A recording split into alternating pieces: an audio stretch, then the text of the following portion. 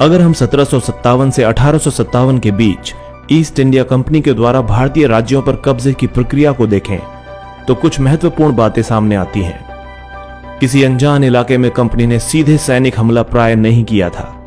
उसने किसी भी भारतीय रियासत का अधिग्रहण करने से पहले विभिन्न राजनीतिक, आर्थिक और कूटनीतिक साधनों का इस्तेमाल किया। 1764 की बक्सर की लड़ाई के बाद कंपनी ने भारतीय रियासतों में रेजिडेंट तैनात कर दिए।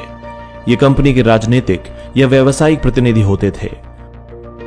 उनका काम कंपनी के हितों की रक्षा करना और उन्हें आगे बढ़ाना था। रेजिडेंट के माध्यम से कंपनी के अधिकारी भारतीय राज्यों के भीतरी मामलों में भी दखल देने लगे।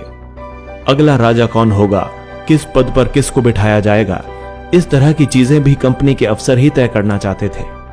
कई बार कंपनी ने रियासतों पर सहायक संधि भी थोपी। जो रियासत इस बंदोबस्त को मान लेती थी उसे अपनी स्वतंत्र सेनाएं रखने का अधिकार नहीं होता था। उसे कंपनी की तरफ से सुरक्षा दी जाती थी और सहायक सेना के रखरखाव के लिए वो कंपनी को पैसे देती थी।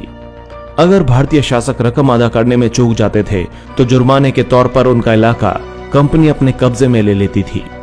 उदाहरण के लिए 1798 से 1805 तक जब रिचर्ड वेलेस्ली गवर्नर जनरल था, उस समय अवध के नवाब को 1801 में अपना आधा इलाका कंपनी को सौंपने के लिए मजबूर किया गया, क्योंकि नवाब सहायक सेना के लिए पैसा अदा करने में चूक गया था।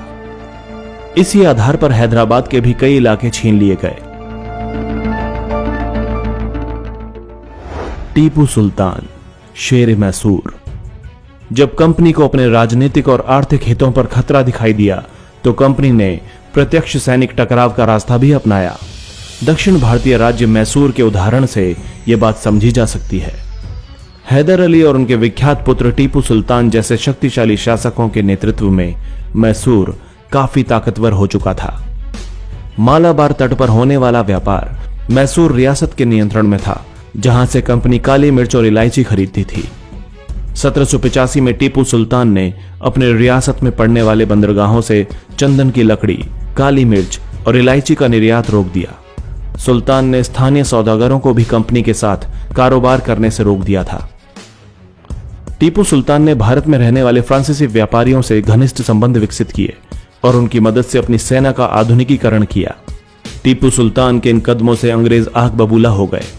उन्हें हैदर अली और टीपू सुल्तान बहुत महत्वाकांक्षी, घमंडी और खतरनाक दिखाई देते थे। अंग्रेजों को लगता था कि ऐसे राजाओं को नियंत्रित करना और कुचलना जरूरी है। फलस्वरूप मैसूर के साथ अंग्रेजों की 4 बार जंग हुई। श्रीरंगपट्टनम की आखिरी जंग में कंपनी को सफलता मिली। अपनी राजधानी की रक्षा करते हुए टीपू सुल्तान जंग में मारे गए और मैसूर का राजकाज पुराने वोडियार राजवंश के हाथों में सौंप दिया गया। इसके साथ मैसूर पर भी सहायक संधि थोप दी गई। मराठों से लड़ाई। 18वीं शताब्दी के आखिर से कंपनी मराठों की ताकत को भी काबू और खत्म करने के बारे में सोचने लगी थी। 1761 में पानीपत की तीसरी लड़ाई में हार के बाद दिल्ली से देश का शासन चलाने का मराठों का सपना चूर चूर हो गया था। उन्हें कई राज्यों में बांट दिया गया। इन राज्यों की बागडोर सिंधिया, होलकर, गायकवाड़ और भोंसले जैसे अलग अलग राजवंशों के हाथों में थी। ये सारे सरदार एक पेशवा, जो कि सर्वोच्च मंत्री होता था, उसके अंतर्गत एक कॉन्फेडरेसी यानी राज्य मंडल के सदस्य थे। पेशवा इस राज्य मंडल का सैनिक और प्रशासकीय प्रमुख होता था और पुणे में रहता था। महादजी सिंधिया और नाना फडनीस 18वीं सदी के आखिर के 2 प्रसिद्ध मराठा योद्धा और राजनीतिज्ञ थे। एक के बाद एक कई युद्धों में कंपनी ने मराठों को घुटने टेकने पर मजबूर किया। पहला युद्ध 1782 में सालबाई संधि के साथ खत्म हुआ, जिसमें कोई पक्ष नहीं जीत पाया। दूसरा अंग्रेज मराठा युद्ध कई मोर्चों पर लड़ा गया। इसका नतीजा यह हुआ कि उड़ीसा और यमुना के उत्तर में स्थित आगरा व दिल्ली सहित कई भूभाग अंग्रेजों के कब्जे में आ गए।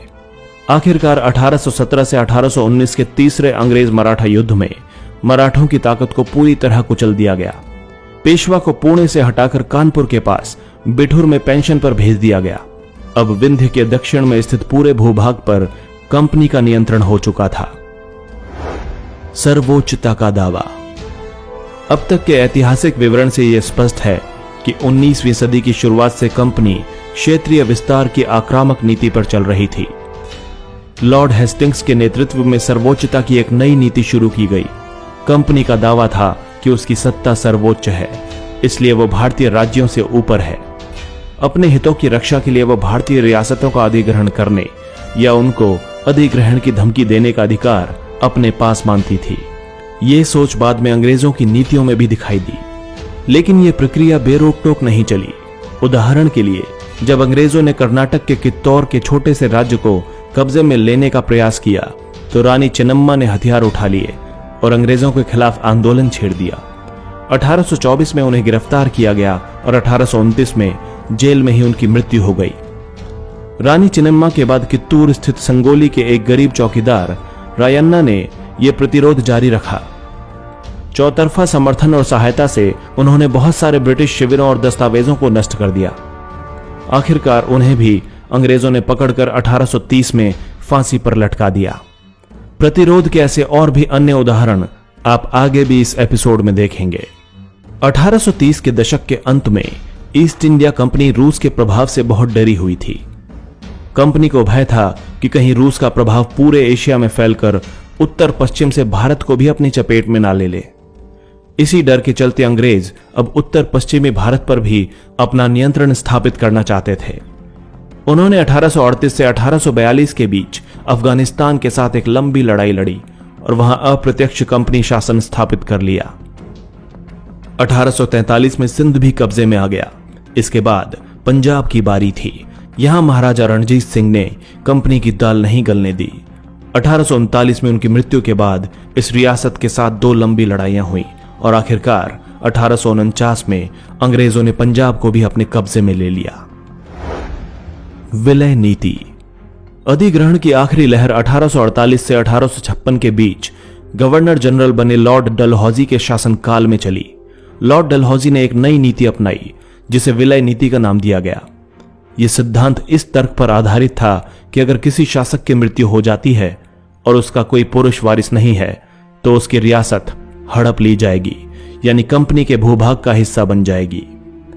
इस सिद्धांत के आधार पर एक के बाद एक कई रियासतें जैसे सतारा, संबलपुर, उदयपुर, नागपुर और झांसी अंग्रेजों के हाथों में चली गई।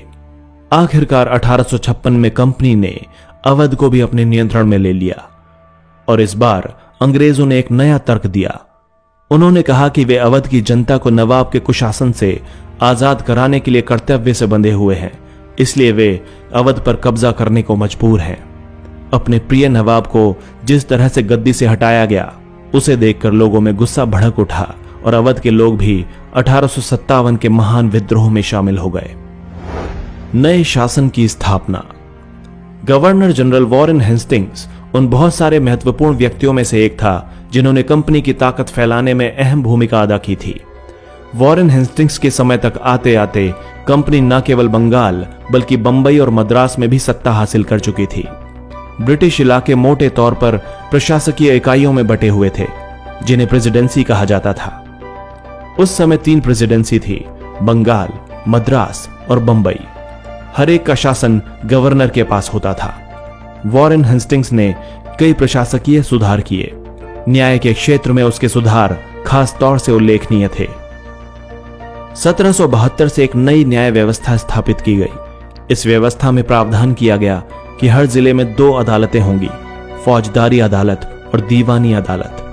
दीवानी अदालतों के मुखिया यूरोपीय जिला कलेक्टर होते थे। मौलवी और हिंदू पंडित उनके लिए भारतीय कानूनों की व्याख्या करते थे। ईस्ट इंडिया कंपनी एक व्यापारिक कंपनी से बढ़ते बढ़ते एक भौगोलिक औपनिवेशिक शक्ति बन गई। 19वीं सदी की शुरुआत में नई भाप तकनीक आने से यह प्रक्रिया और तेज हो गई। इससे पहले समुद्री मार्ग से भारत तक पहुंचने में 6 से 8 महीनों का समय लगता था। वहीं भाप से चलने वाले जहाजों ने यह यात्रा 3 हफ्तों में समेट दी। इसके बाद तो ज्यादा से ज्यादा अंग्रेज और उनके परिवार भारत जैसे दूर देश में आने लगे।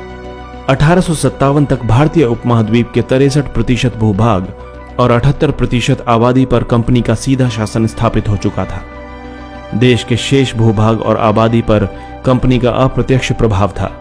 इस प्रकार व्यवहारिक स्तर पर ईस्ट इंडिया कंपनी पूरे भारत को अपने नियंत्रण में ले चुकी थी।